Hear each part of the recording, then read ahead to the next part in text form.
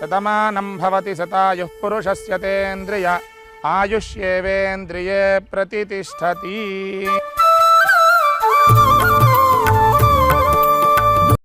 प्रणम्य शिरसा देवं गौरीपुत्रं विनायकं भक्तावासं स्मरेन् नित्यम् आयुष्कामार्थसिद्धये।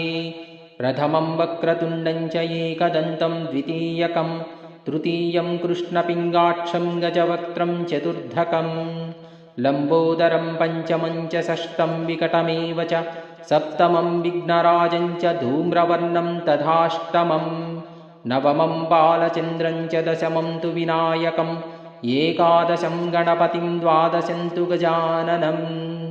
द्वादशैतानि नामानि त्रिसन्ध्यं यः पठेन्नरः न च विघ्नभयं तस्य सर्वसिद्धिकरं परम्।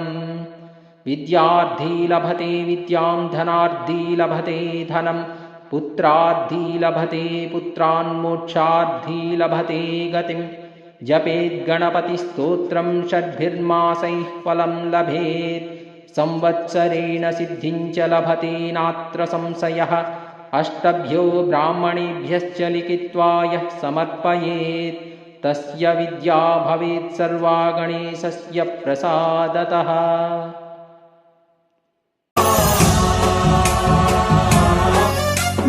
गणनायकाय गणदैवताय गणाध्यक्षाय धीमहि गुणशरीराय गुणमण्डिताय गुणेशानाय धीमहि गुणातीताय गुणाधीशाय गुणप्रविष्टाय धीमहि एकदन्ताय वक्रतुण्डाय गौरीतनयाय धीमहि गजेशानाय भालचन्द्राय श्रीगणेशाय धीमहि।